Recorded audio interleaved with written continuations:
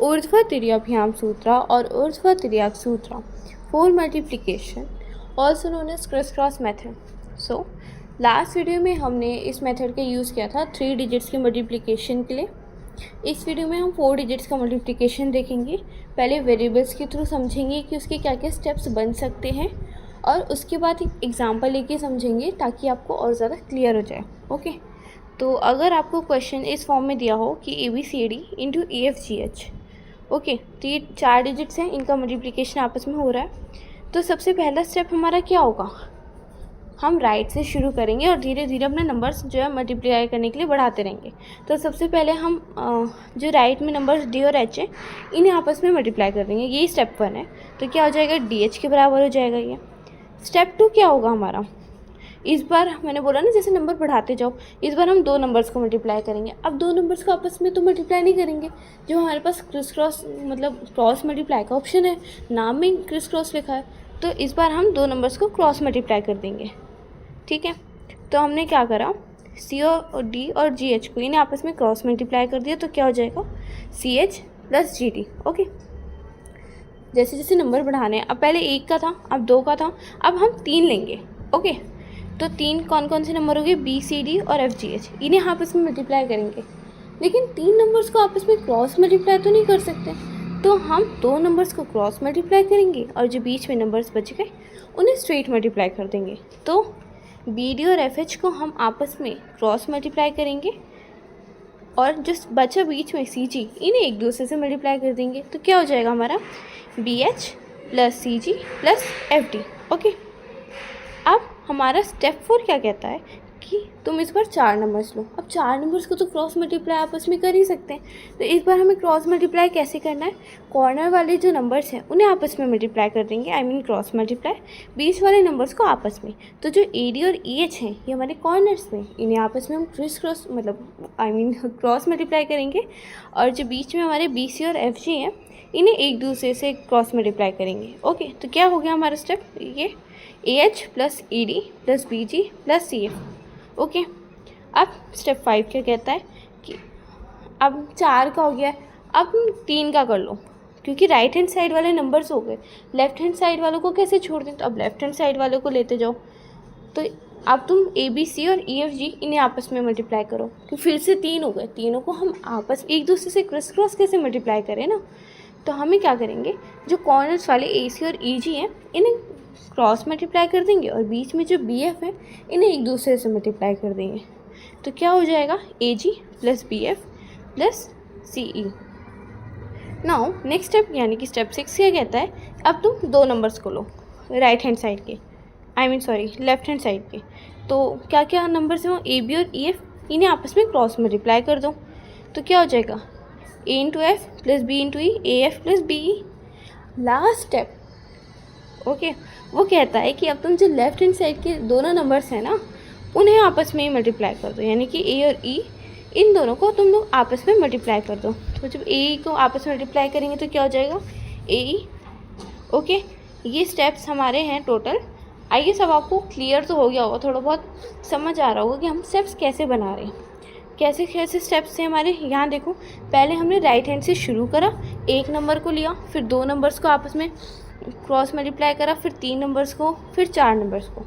ठीक है, फिर हम डिक्रीजिंग ऑर्डर में गए, 4 से फिर 3 हो गए, इस बार फिर हम लेफ़्ट तक शिफ्ट होते गए, फिर 2, फिर 1। अब आप देख सकते हो जब इवन नंबर्स होंगे, यानी कि जैसे 2 थे तो हम इनमें आपस में क्रॉस मल्टीप्लाई कर रहे थे।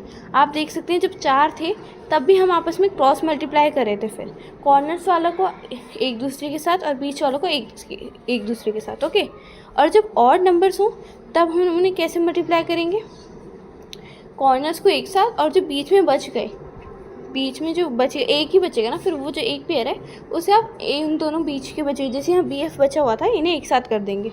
ओके, इस तरीके से हमारे स्टेप बनेंगे आगे। अगर 5 डिजिट का करेंगे, 6 डिजिट का करेंगे, 7 डिजिट का, और ऐसे डिजिट बढ़ती जाएंगी तो उस हिसाब से स्टेप आपके बनते जाएंगे। ओके, अभी तो मैं ये तो 4 डिजिट्स की वीडियो बन रही है, 5 और 6 की भी मैं पोस्ट कर दूँगी एक दिन, तो आप उसमें भी और आपको आइडिया लग जाएगा कि करते कैसे हैं बेसिकली। ओके, तो अब एक एग्जांपल लेके समझते हैं।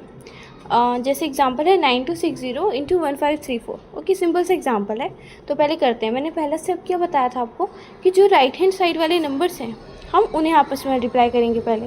तो जो राइट हैंड साइड में 0 और 4 है इन्हें आपस में मल्टीप्लाई करके क्या हो जाएगा, 0 ही आना है ऑटोमेटिकली। अब स्टेप 2 क्या कहता है कि तुम अपने राइट हैंड साइड वाले नंबर्स को मल्टीप्लाई करो, मतलब क्रॉस मल्टीप्लाई करो दो नंबर्स को। तो 6 को 4 से और 3 को 0 से, तो क्या हो जाएगा 24 + 0 that is equals to 24 only. Step 3 कहता है कि अब तुम 3 नंबर्स को लेके आपस में उन्हें मल्टीप्लाई करो। तो हमने 2, 0 और 5, 4 इन्हें क्रॉस मल्टीप्लाई कर दिया, और जो बीच में नंबर बचा 6 और 3 इसे एक दूसरे के साथ। तो क्या बना 8 + 18 + 0 विच इज़ इक्वल्स टू 26। अब जो हमारा नेक्स्ट स्टेप है वो क्या कहता है कि अब तुम 4 नंबर्स को लेके मल्टीप्लाई करो। तो हमने कॉर्नर्स के नंबर्स यानी कि 9015 को 14 को एक साथ क्रॉस मल्टीप्लाई करा, और जो बीच में नंबर्स बच गए 2, 6 और 5, 3 इन लोग को आपस में क्रॉस मल्टीप्लाई कर दिया। तो क्या बनेगा हमारा total 36 + 0 + 6 + 30 which is equals to 72। Okay, step 5 क्या कहता है कि ये जो तुम्हारे नंबर्स हैं अब लेफ़्ट में शिफ्ट होते जाओ। तो अब फिर से 4 का हो गया, तो अब 3 की बारी है। तो इन्हें 3 नंबर्स को आपस में मल्टीप्लाई करो। तो पहले क्रॉस मल्टीप्लाई करेंगे 9, 6 और 1, 3 का, और फिर बीच में जो नंबर्स बचिए 2, 5 को उन्हें आपस में मल्टीप्लाई कर देंगे। तो क्या हो जाएगा 27 + 10 + 6 which is equals to 43। Next step कहता है आप 2 नंबर्स को आपस में मल्टीप्लाई करो। तो हम क्रॉस मल्टीप्लाई कर देंगे 92 और 15 का, जो कि हो जाएगा equals to 45 + 2। Okay, 9 × 5 + 21 which is equals to 47। अब स्टेप 7 यानी कि लास्ट स्टेप है वो कैसे होगा, हम लोग के जो बचे लास्ट में लेफ्ट हैंड साइड वाले नंबर्स यानी कि 9 और 1 इन दोनों को आपस में मल्टीप्लाई कर देंगे, यानी कि 9 × 1 = 9। ये हो गया, ये हमारा लास्ट स्टेप था। अब हमें आंसर कैसे लिखना है, तो हम लोग जो सबसे लास्ट स्टेप था उसे सबसे पहले लिखेंगे ऐसे ऐसे, फिर स्टेप 7, फिर स्टेप 6, फिर स्टेप 5, फिर 4, 3, 2, 1, और जो सबसे पहला स्टेप था वो हमारा इस तरह लास्ट में आ जाएगा। तो सब स्टेप 7 में हमारी वैल्यू क्या थी 9, फिर हमारा 47, फिर 43, फिर 72, फिर 26, फिर 24, फिर 0। ये हमारी इस तरीके से वैल्यूज़ आई हैं। अब मैंने आपको लास्ट वीडियो में भी बताया था कि हर पॉइंट पे, मतलब ये डॉटेड लाइन्स के बाद ना एक ही डिजिट होनी चाहिए। सिर्फ जो स्टार्टिंग वाला नंबर है यानी कि जो सबसे स्टार्टिंग में जैसे ये 9 है ये सिंगल है, इसमें अगर डबल डिजिट्स भी होंगी या फिर 3, 4 कितने भी डिजिट्स चलेंगी, पर जो बाकी ये जो पॉइंट्स हैं हर डॉटेड लाइन के बाद इन सब में सिर्फ एक ही डिजिट चलेगी, वो एक ही डिजिट को अलाउ करता है। अगर आप ऐसे लिख दोगे तो ये आंसर गलत हो जाएगा। ओके, तो हमें क्या करना है, हर उसमें हमें एक ही डिजिट चाहिए। तो हम लोग जो नंबर है जैसे ही 24 का नंबर है तो इसका 2 हम आगे भेज देंगे 26 के पास। 24 कहता है कि एक काम कर, मेरे पास ऑलरेडी 2 नंबर हो रहे हैं तो तू एक मेरा ले ले। मैं पीछे तो भेज ही नहीं सकता क्योंकि मैं पीछे भेजूँगा तो उसके पास 2 हो जाएंगे और वो लेगा भी नहीं।